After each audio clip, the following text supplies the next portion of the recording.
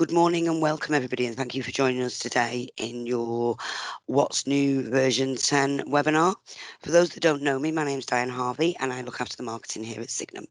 I'm joined today by Alan Pollitt, the Technical Director at Signum Solutions, who has put together the demonstrations for you today and is also on hand to answer any questions you may have.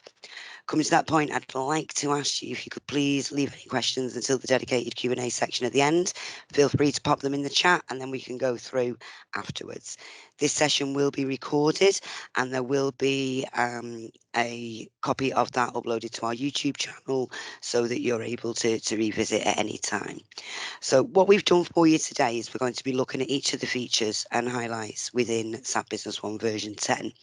Now, to be honest, we're not going to go through everything. There's an awful lot of new functionality available in version 10 at the moment. So what we've done is we've gone out to our customer base and we've got feedback from those clients that are already using version 10. And we've looked at some of the main features we feel are going to be of benefit to our entire client base when we go on here.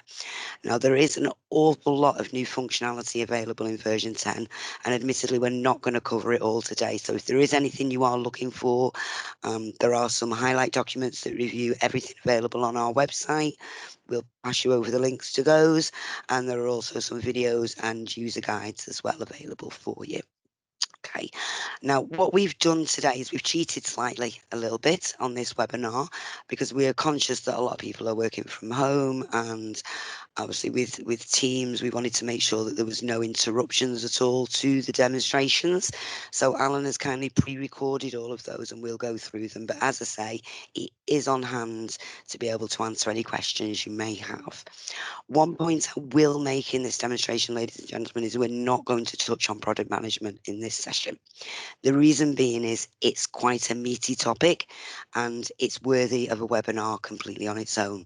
So if that is something that you are interested in, again, pop it in the chat and we'll arrange a one-on-one demonstration of the project management features in SAP Business One version 10. Okay, so we're going to dive straight in now, and the first functionality we are going to look at is the web client. And as you can see there from the screen, this is browser-based platform focused on the sales and purchasing modules. So I'm just going to dive straight into Alan's demonstration now. Again, have any questions, pop them in the chat and we'll deal with them afterwards.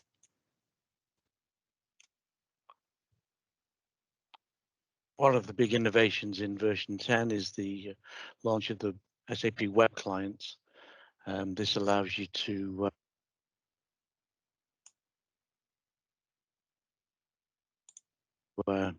access SAP from a browser. The recommended browsers are either Chrome or Firefox. So I'll just give you a quick demonstration of the how the web browser looks. So first of all, you log in, select the company you're going to log into, and log in with the username and password. You're then presented with a home page which is configurable. So as you can see on my home page, I've got details of how many sales quotations are open, how many sales orders and sales invoices, and you have each one of these groups available on the tabs across the top there. You can see. So go back to my home page. These are all configurable in terms of adding these extra tiles. You can click on one and then that takes you into the tile itself. This tile is a list of my open sales invoices. You have different views that you can save. This one is filtered by my current user, so that's showing me my invoices, the ones that are owned by me. You can go to the standard view and this will show you all sales invoices. As you can see there, the filter now is left blank. So therefore it's showing you every invoice that's on the system. You can adapt these filters, so you can add filters to the list, and you can set defaults in those filters, and then save that view to save you keep adding the filter to the view. From this view, you can drill into the actual invoice itself by clicking on the line or clicking on the right arrow at the end, and that takes you into some details that are presented on the screen about this particular sales invoice.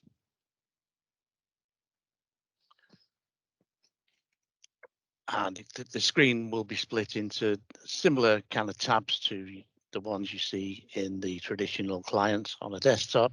So you've got the general tab, contents, logistics, accounting, and so on. And you can see the status there of the invoice and the total amount of the invoice.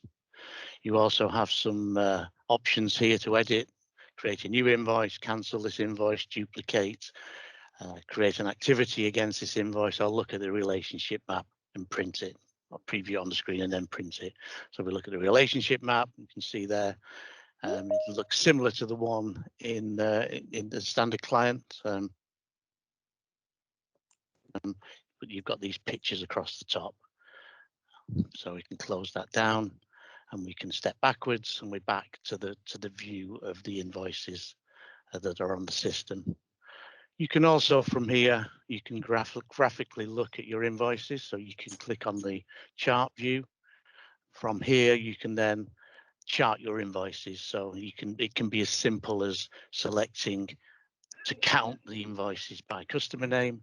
And this will give you a chart of how many invoices you've got for each customer. You can view the chart in different forms. You can also do by value. So you can click here and show total value. You can get rid of the count, and then you've got then a list of value invoices, so customer invoices by value, shown as probably the best one is a bar chart, so you can see microchip as you've raised the most invoices to. Okay, so we go back to our home screen. Now, as I mentioned, this is configurable.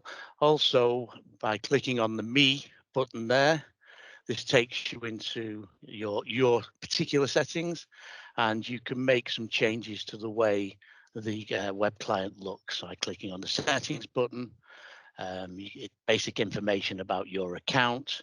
You can change the appearance, and you've got 3 choices there. So if you wanted it in a black look, you can click on that one, click save, and then the screen changes to the tiles being black. You can go back in, change it back again. I think I prefer this one, so we'll go back to the original one and save that.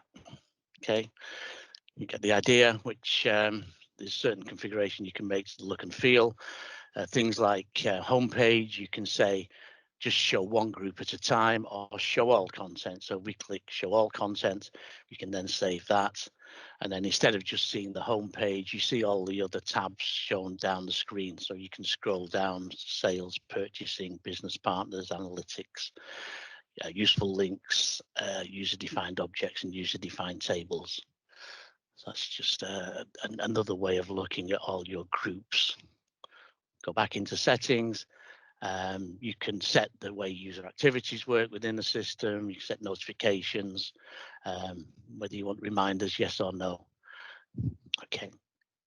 And you've also got the ability to edit your home page and the other groups. So you can click on the edit button, it takes you into edit mode, and then you can add groups. You can also add tiles into groups,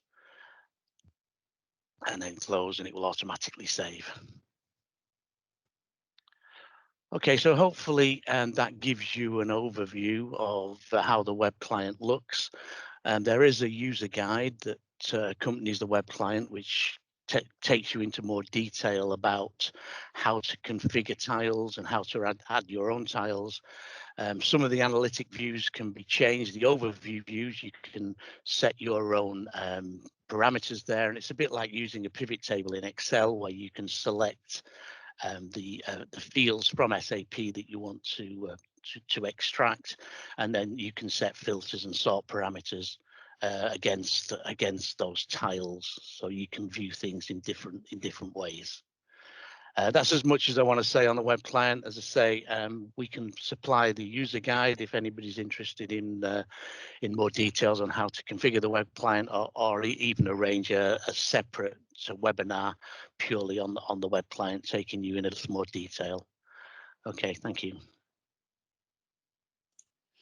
Okay, so that's a perfect example of the innovations within version 10, the new look and feel, the flexibility and the customization. And as Alan said, there is a user guide, and that is available on our resources section of our website. And I'll obviously send everybody the links to all those. So next we're moving on to administration. Now we've broken administration down into two sections because there's quite a lot to cover here, because there was quite a new features that have resonated with our users of version 10. And so we wanted to obviously make sure that those were promoted to you guys and highlighted to you. So next Alan's going to take us through the administration section, and we're going to look at the tab level authorizations in the master data.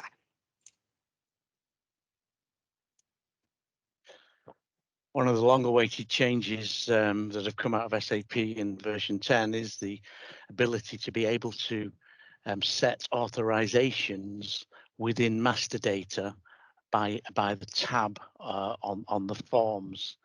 So I'll just give you a quick demonstration of this and how it's been implemented. But it does make the use and the protection of master data a lot better in the version 10 system. So if we go and have a look at authorizations, they're in the traditional place under administration, system initialization and authorizations. We go into general authorizations. This applies to both business partners and item master data. So if we open up the authorizations on business partners now on version 10, and we look at the business partner master data, you'll see that there are 8 new lines on the authorizations which relate to the tabs on the business partner. So we identify a user. You can see here on the general tab, you can set authorization levels against each tab within the business partner. So you've got full authorization, read-only, and no authorization against the tabs that reside in the master data tables. And this really is useful, so you can give maybe salespeople the ability to change contact names and addresses in the contact people and address tab. You've got the same in item master. So if we go into the item master data, you've got the same functionality there where you've got the general tab, purchasing, sales, inventory, planning, production, properties, remarks, and attachments. So you can protect these and stop people inadvertently changing things you don't want them to.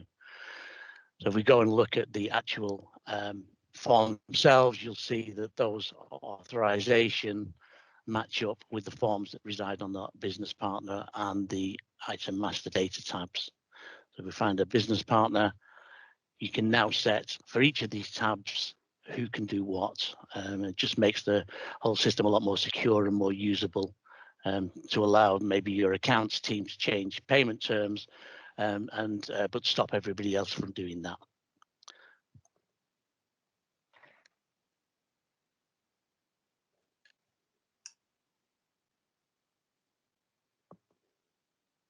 The next section in the administration functionality that Alan's going to go over, we're going to be looking at the next 4 enhancements there. We're looking at the approval process, the document enhancements, group names increased, and being able to edit row UDFs. So I'll just hand over to Alan now. And again, apologises for the repeat on the video just then.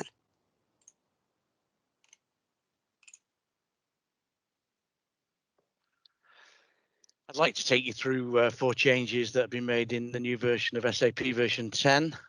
First one I'll take you through is to do with the approval process. So approval process sits under administration and the approval process, and you can see you've got the stages, templates, status, and decision reports as per the previous versions of SAP. The change they've made is actually in the general settings that sits under the system initialization. So under general settings, you've got the business partner tab there, and this is where the approval process settings sit. In the previous versions, you had in version 8 of SAP, you didn't have any options to change documents when they were going through the approval process. In version 9, they introduced some more flexibility with the ability to be able to update things by the originator of the document. And now in version 10, they've added this extra option to allow the authorizer of any document to update it prior to sending it back to the originator. So with these tick boxes, you can control whether documents can be changed when they're within when they've gone through or within the approval process. And this latest change just means that somebody who sent a document for approval can make changes to that document and then return it back to the originator for them to add on to the system. So it just makes the whole approval process a little more usable. Okay, second change is to do with reference documents. Now, this was a feature that was introduced in version 9. Some of you may be familiar with it, but what they've done in version 10 is made the reference documents more flexible in terms of the fact you can pick more or less any document now within version 10. It was quite limited in version 9 to the documents that you could reference, but in version 10 they've extended that now. So I'll give you a quick demo of how referencing documents work. So if we go into sales AR and we go into maybe a sales invoice and we pick any sales invoice, you can see we picked an invoice that is actually closed here. Under the accounting tab, you've got this field here called reference document with the dots against it. And from here, you can link documents to this sales invoice. So if we click on those dots, it presents this screen where you can link other transactions that are within the system to this sales invoice. So this could be useful maybe when you'd incur some purchasing costs, maybe to deliver the items that were on this invoice. So you could link the purchase order that you'd sent to maybe the freight forwarder to this sales invoice. So to do that, you just select the type of document you want to link. So we could pick a purchase order, and then we could select a document number. So it'll now present you with a list of purchase orders because we told it the document type in the first column. We then pick a purchase order, click choose, and then update. And that will link, once we click update on the invoice, that will link that document to this invoice. So you can see here, we've now got a number 1 in brackets, which means we've got one reference document should link to this invoice. You can view reference documents from the relationship map. So if you do a right click and you go into the relationship map, you can see the traditional relationship map where you can see that this invoice was originally a quotation which turned into an order, which went to a delivery. The invoice was produced and then it was paid. But you can change the view on the relationship map, and you can view reference documents. So we click on there, you can now see that this sales invoice is linked to this purchase order. And as you will probably gathered from the format of the screen, you can link more than one document together. You can reference more than one document to this invoice. Okay, next thing is a fairly small one, but useful, is that they've increased the field size on the groups within business partners. So when we go into business partner and we look at customer groups, they've increased the group name to 100 characters.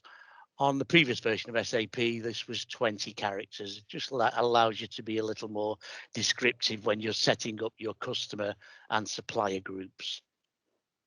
The final one I want to run through relates to user-defined fields. Within Business One, you can obviously, as most of you know, you can create your own fields within objects in the system. So on marketing documents, any marketing documents, you can create header user-defined fields and you can create row user-defined fields. Now, you could always, on the system, after you'd closed the document, you could always go back and you could change the user-defined fields on a header. So if we go into maybe a sales order and we look at the first sales order on this system, you can see that sales order is closed. and you've got here no ability to change anything on those lines. Everything's grayed out because the order is closed. If we go on and apply this new setting that they put in version 10, then you'll see that this changes. So where the setting lives, it lives in document settings, which sits under administration, system initialization, and document settings. And then if you go to the per document tab and select the type of document you want to apply this setting to, so we'll say sales orders. You can apply it to any of these documents. We're gonna work with sales orders, and you've got this new option at the bottom here: allow update of user-defined field when rows of documents are not editable. So you can tick that box, and then you can update. And then what we'll do now is we'll go back into the sales order, and you should be able to see that now you can edit that field. So if there are any user-defined fields that are on the rows of the sales order. So if we go back into the sales order, we find that sales order that we were looking at originally, you can see all the lines are still grayed out. If we go right to the end here, you've got a user-defined field, and you can tell it's a user-defined field by hovering over it and look at the name of the field. That field now you can type text into and then update, and that will save it against this sales order. So a very useful feature. Maybe you may have deliveries that you want to go back and put tracking numbers against lines on a delivery note, for instance. Yeah, just makes the system a little more flexible. Okay, fantastic. So the next session we're going to look at now is financial management. So there's been a lot of enhancements within this area of Business One, but we're going to look at these 4 main functionality changes, and I'm just going to hand straight over to Alan to get straight into this.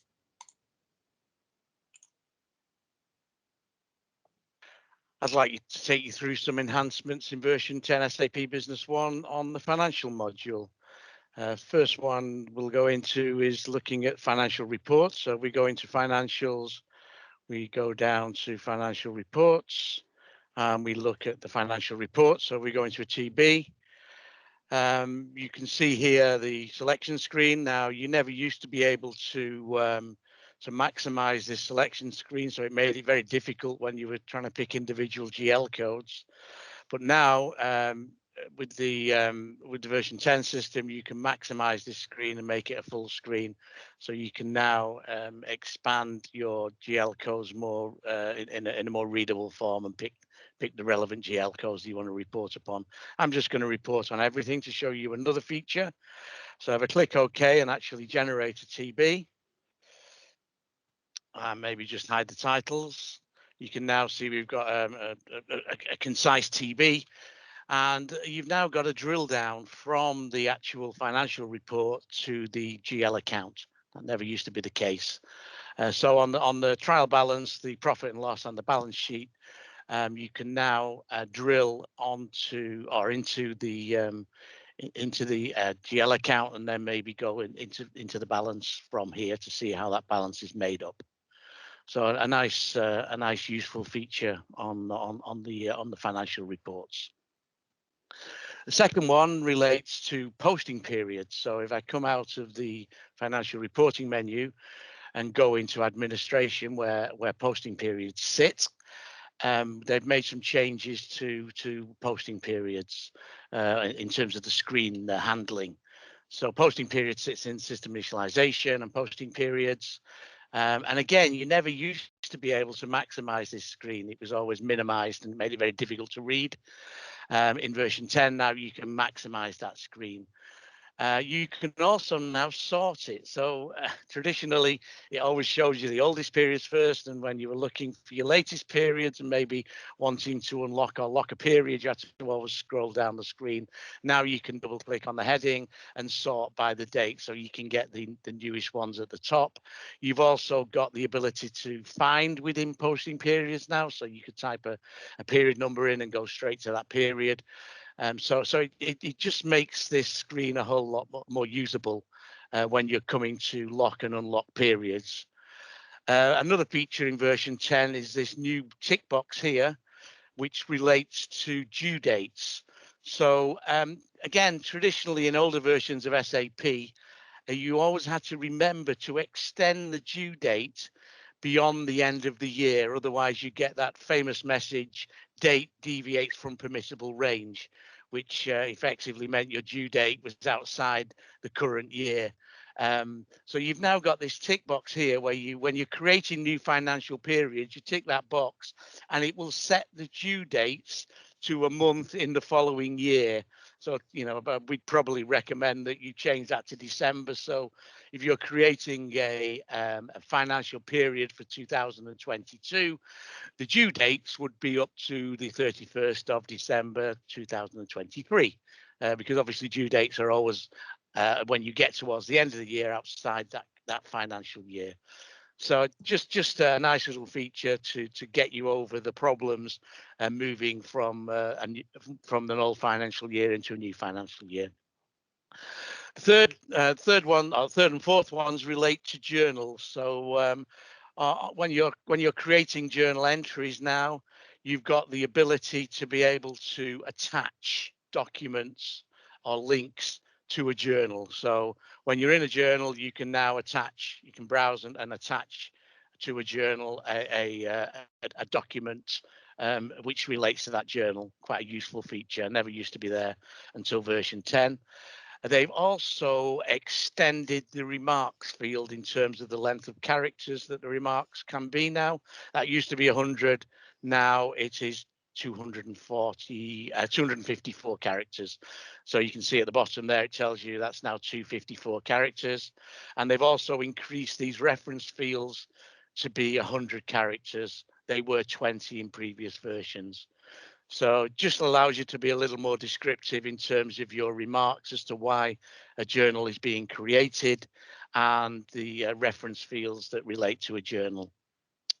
The other feature is a small one, and when you're creating a journal now, you get the old familiar message, are you sure you want to create this journal, as you do on most marketing documents that affect the GL.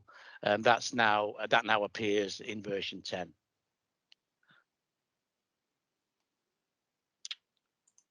Okay, so that was a good brief overview of the highlights of the financial enhancements, and we're going to move on now to production. Again, we've split this into two areas. Firstly, we're going to look at bill of materials, and then we're going to look at the attachments in the production order.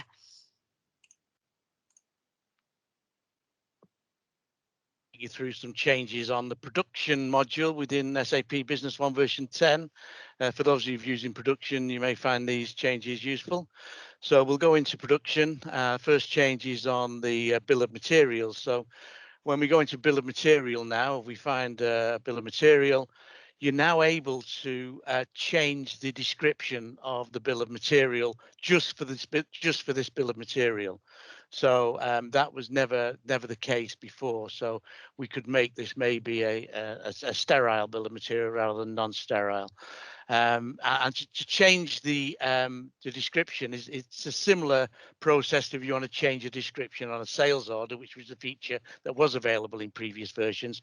You use the Control and Tab to tab out of the field. If you didn't use Control and Tab and just tabbed out of the field without the Control key being held down, then it would search for an item with that description. But by holding the Control and Tab key, or by pressing the Control and Tab key together, then that will overwrite the description on that bill of material.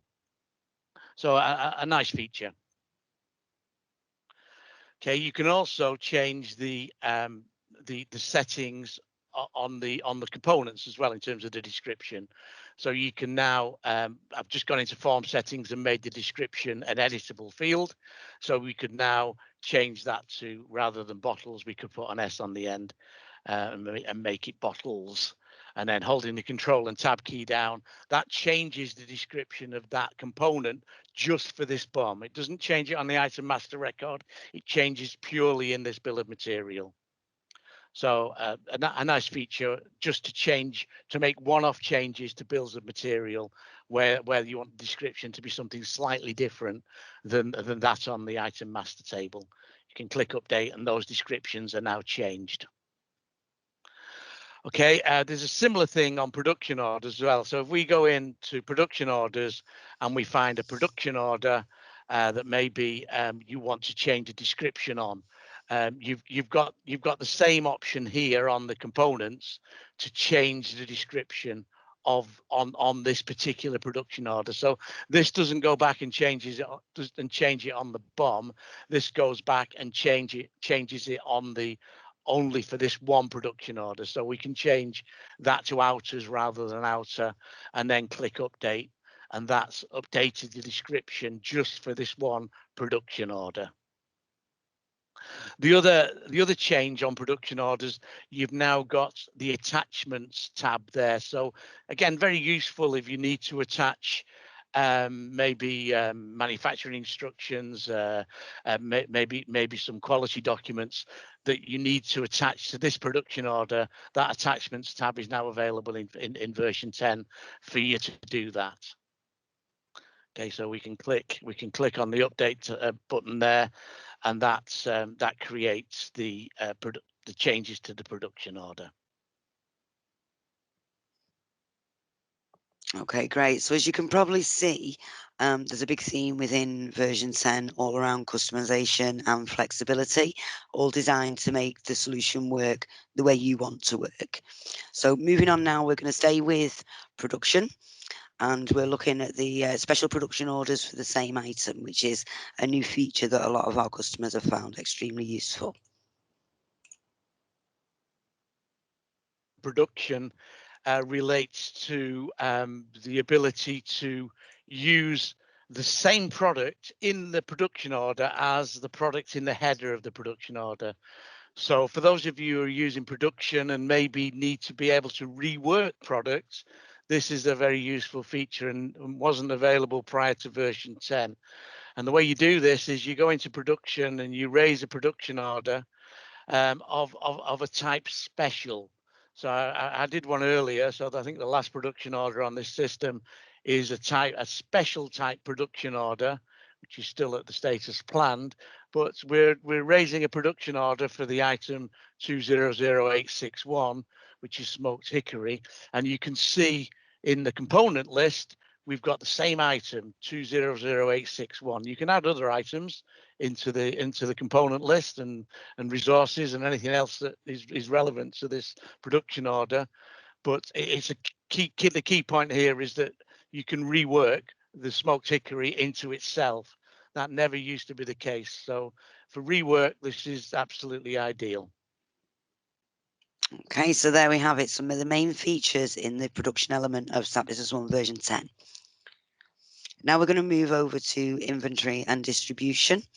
Now there were quite a few enhancements within this area, but these are the three main ones that seem to be popular with most of our customers and with SAP Business One user base. So not wasting any more time, we'll just jump straight into the next demonstration.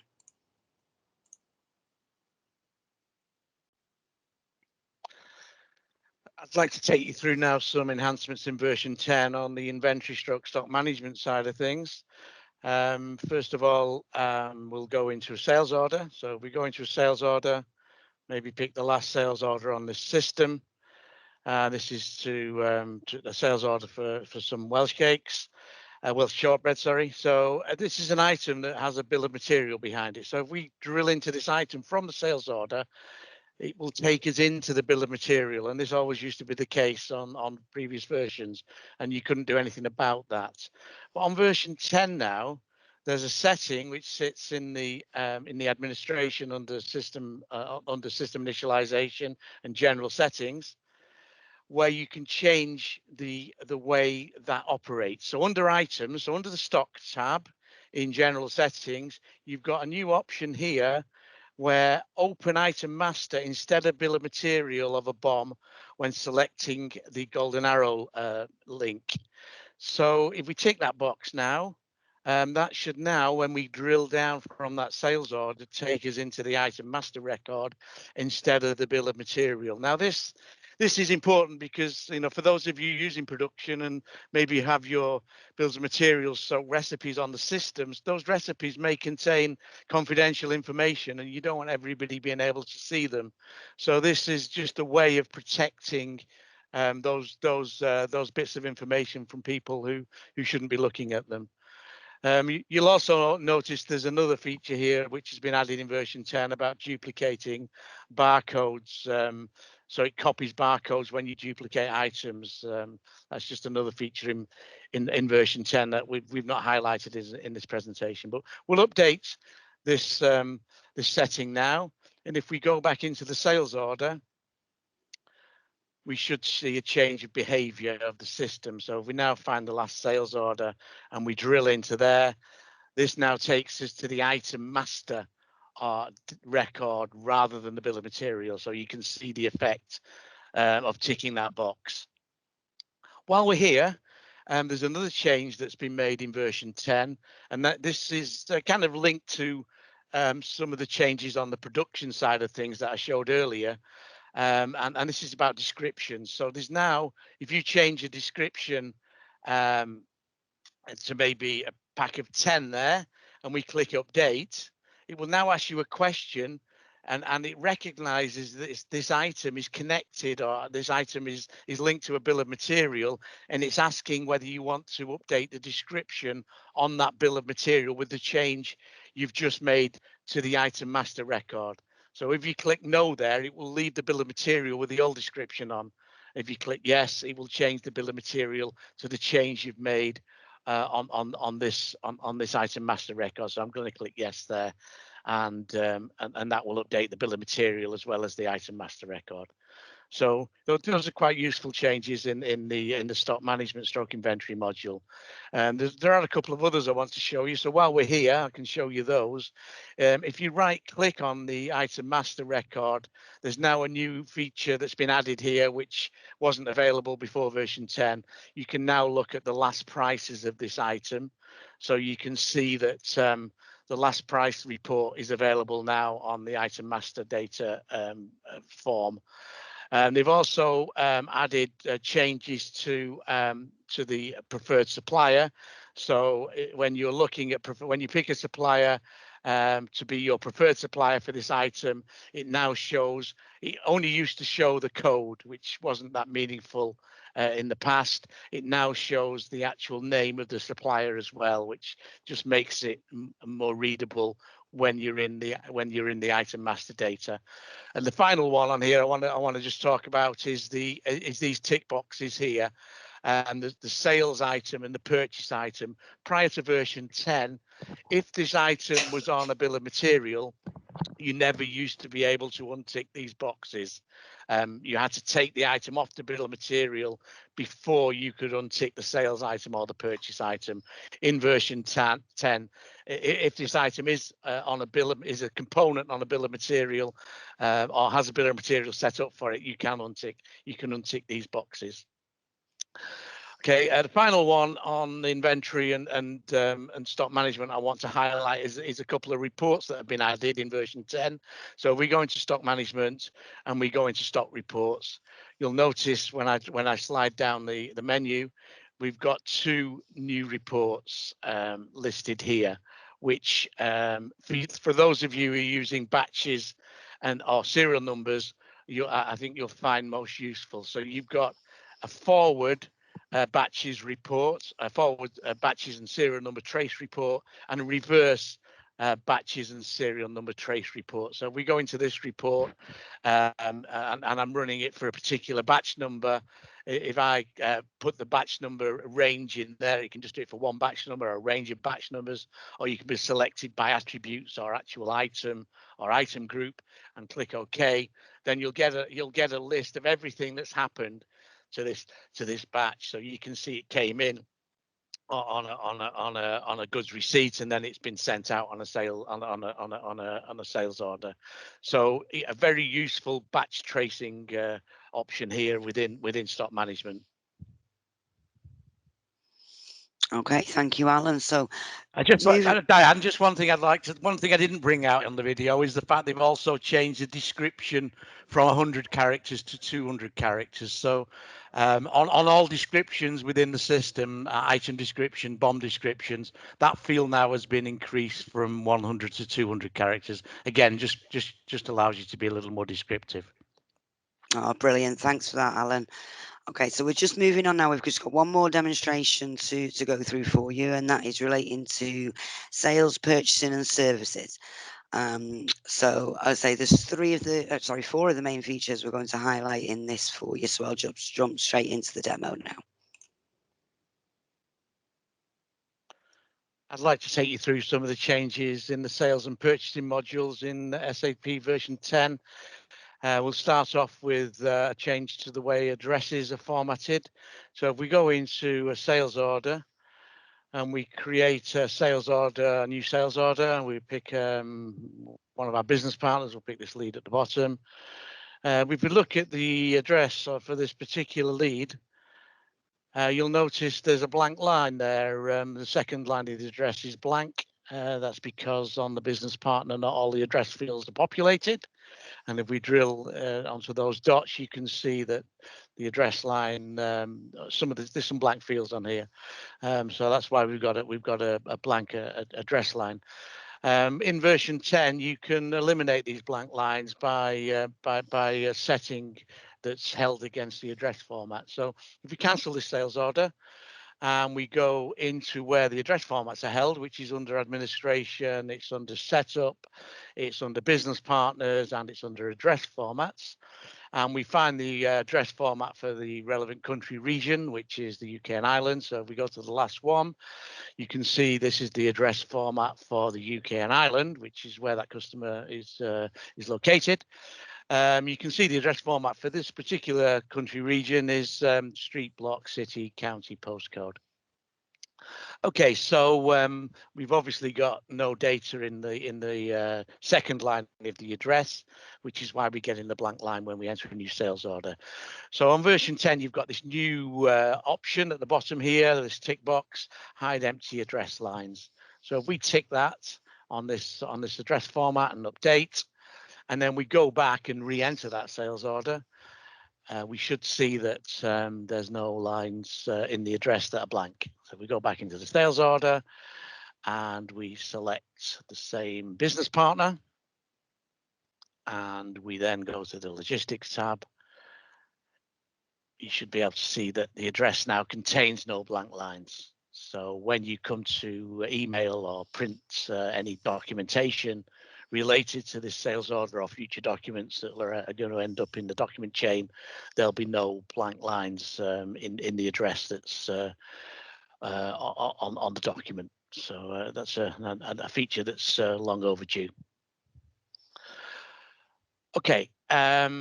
The next one I wanted to highlight is changes to the document printing. So in SAP, you've got this function that you can mass print or email documents from the system. So under document printing, you can select various document types, and these are both sales, purchase, and inventory documents, and you can mass email them or mass print them from the system. Now, in version 10, they've added more choice in terms of the selection criteria on this screen, so you can be more selective about the list you end up with. You can now select by customer or range of customer, by customer group or supplier groups or properties, which just makes it a lot more usable in terms of producing lists of documents you want to mass email or print. And when you get the list, there are more options in terms of what you can see on this form. So if you go into form settings, you've got a whole lot more options here in terms of fields that you can filter on or sort by, including user-defined fields that are on marketing documents, which again can be put onto the so you can put that onto the screen. Okay, so the next one relates to the open items list. So a similar vein to the document printing. If we go into the open items list, which sits under reports, it sits under reports in sales and in purchasing, and this is a generic report to look at open documents. So we go into the open items list. You can see here that we've got more options in form settings again. So if we click on form settings, you've got a whole lot more options here, including user-defined fields again, so that when you're looking at open items for a particular document type, you can be more selective. You can filter on these extra fields, just makes it more usable. As I mentioned, this is a generic report for both sales, purchasing, and some stock transactions. The final change I wanted to highlight on this section is related to saving documents when you're adding new documents. So if we go into maybe a sales order, so if we go into a sales order and we maybe create a new sales order for Asda, maybe we'll pick that accounts, telling us it's gone over the credit limit. And we can maybe put an item onto this account, onto this order, some smoked chicory. You've now got on the save button here, on the add button, you've got more options. In previous versions you only had add, and what that would do in standard Business One, it would add the order, and it would take you onto a blank screen ready to enter a new order. Those of you who have Boyum, the add-on Boyum, this feature that's in version 10, there was a kind of a workaround for this in Boyum, but this is now in standard Business One. So you've got three options on this button. You can add and view, which basically adds the order and leaves you within the same order, so it's still on the screen. You can add and new, which is how it used to work in previous versions, and you can add and close, which basically adds the order and then closes this form and takes you back to the menu. And it always remembers the last selection that you made. So it came up with add and view because last time I saved an order, I selected add and view. So if I clicked add and view to add this order, it's telling me I've got no values in there, that's fine. Telling me they've exceeded their credit limit, that's fine. It will go in and add that order, but it leaves that order on the screen. Okay, while we're here, there's just a nice little feature that I'll highlight. So if you're in find mode and you've got status here now, you've got more statuses to select from. Open emailed is now a status which didn't exist before, and printed and emailed. So they've now extended these statuses to recognise that you've actually emailed this out rather than printed it, or printed it and emailed it. So you can see, you can select the documents you've emailed or printed now. Okay, fantastic. Now I'm quite conscious that we're obviously running out of time here, but as you can see, this is the reason why, in some respects, we have only presented to you today these snapshots of these highlights. There's an awful lot more available within version 10, but we didn't obviously want to keep you on the call for the whole day.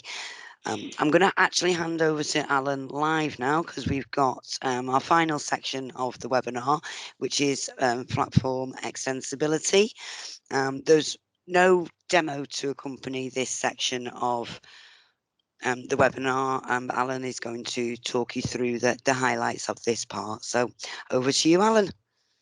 Okay, yeah. So yeah, they've made some changes to the platform just to allow integration to other systems, and one of those integrations is into Office 365 via OneDrive.